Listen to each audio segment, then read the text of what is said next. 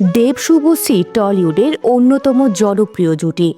2009 সালে চ্যালেঞ্জ ছবির মধ্য দিয়ে অভিষেক হয় এই জুটির। পরে রোমিও, খোকাবাবু সহ বিভিন্ন সুপারহিট ছবি উপহার দেন দর্শকদের। পর্দায় এই জুটির কেমিস্ট্রি সবাই খুব পছন্দ করতেন। অফ স্ক্রিনে তাদের প্রেম ছিল সে সময়কার বহুল আলোচিত বিষয়। হঠাৎ করে এই জুটি হারিয়ে যায় চিরতরে। সবাই ধরেই নিয়েছে এই জুটিকে আর দেখা যাবে না বড় পর্দায়। হঠাৎ করেই ব্রেকআপের গুঞ্জন শোনা যায়, আর ব্রেকআপের পরে ইন্ডাস্ট্রি থেকে হারিয়ে যান শুভশ্রী। পরে বিভিন্ন সাক্ষাৎকারে তিনি বলেছেন, ব্রেকআপের পরে মানসিকভাবে ভেঙে পড়েছেন তিনি। বিভিন্ন ইন্টারভিউতে দেবও বলেছেন, শুভশ্রী ছিল তার কাছের কেউ, কিন্তু ভালোবাসার পূর্ণতা পায়নি। মনের মণিকোঠায় স্মৃতি হয়ে রয়ে যায় আজীবন। ভালোবাসা খুব সুন্দর, ভালোবাসা শাশ্বত, ভালোবাসা পবিত্র। দুইজন মানুষ সব দিক থেকে সুন্দর হওয়ার পরেও কেন তাদের এই সম্পর্ক বিচ্ছেদের রূপ নেয়? কেন তাদেরকেও বুকের মাঝে ঝড় তোলা বিচ্ছেদের কষ্ট বয়ে বেড়াতে হয়? শুভশ্রী চেয়েছিল একটি স্থায়ী সম্পর্ক, সে চেয়েছিল ভালোবাসার স্বীকৃতি। কিন্তু দেব তখন নিজের কেরিয়ার নিয়ে ফোকাস ছিল। অভিমানে হারিয়ে যায় শুভশ্রী। ভেবেছিল তার এই শূন্যতা দেবকে ভীষণভাবে পোড়াবে, দেব তার ভালোবাসার টানে ফিরে আসবে। কিন্তু প্রকৃতি শূন্যস্থান পছন্দ করে না। শুভশ্রী সে শূন্যস্থান পূরণ করে দেয় রুক্মিণী। দীর্ঘ 4 বছর পর তারা আবার শেষবারের মতো ধূমকেতু ছবির জন্য চুক্তিবদ্ধ হয়। অভিমানী শুভশ্রী শূন্য হৃদয়ে ফিরে আসে আবার।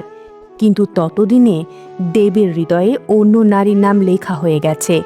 ধূমকেতু ছবিতে দেব আর শুভশ্রীর বিয়ের শুটিংয়ের একটি দৃশ্যে বর আর বউয়ের বেশে দেখা যায় দেব শুভশ্রীকে। শুটিং স্পট থেকে মেকআপ রুম ছিল 50 মিনিটের দূরত্ব।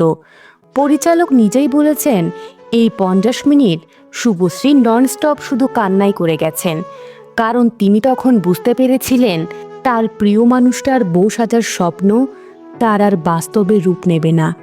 তার স্বপ্নগুলো অধরাই থেকে যাবে। মেয়েরা হৃদয় উজাড় করে ভালোবাসতে জানে। যখন সে ভালোবাসার মানুষটির হৃদয়ে অন্য কারোর নাম লেখা দেখে, তখন সে অভিমানে, নীরবে, নিবৃতে তার জীবন থেকে চলে আসে।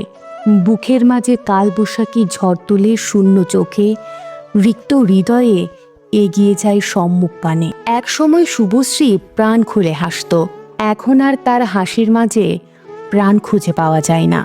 একটা ইন্টারভিউতে এই কষ্টের কথাগুলো বলতে যেয়ে চোখে জল ছলছল করছিল শুভশ্রীর, কারণ সে হৃদয় উজাড় করে ভালোবেসেছিল। 4টা বছর নিজের ক্যারিয়ার, নিজের অস্তিত্ব বিসর্জন দিয়ে সে শুধু অপেক্ষাই করে গেছে, কিন্তু ফলাফল শূন্য। পেয়ে হারানোর কষ্টে বুকের মাঝে ভীষণভাবে রক্তক্ষরণ হয় তার। সেই ক্ষত হয়তো কখনো কখনো পুরোপুরি সেরে ওঠে না।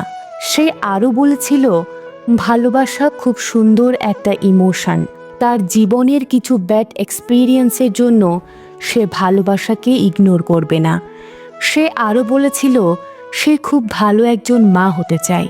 আজ শুভশ্রী রাজের ঘরণী, ইউভান আর ইয়ালিনী, এক রাজপুত্র আর এক রাজকন্যাকে নিয়ে সুখের সংসার তাদের। শুভশ্রী মেয়েটা তার ভালোবাসার জাদুতে আলো ছড়িয়েছে তাদের সংসারে। এখন তারা সুখী সংসার। কিন্তু প্রথম প্রেম, প্রথম আবেগ, প্রথম অনুভূতি, প্রথম ভালোবাসা, প্রথম স্পর্শ, কিছু কথা, কিছু স্মৃতি, এসব কি এক জীবনে ভোলা সম্ভব?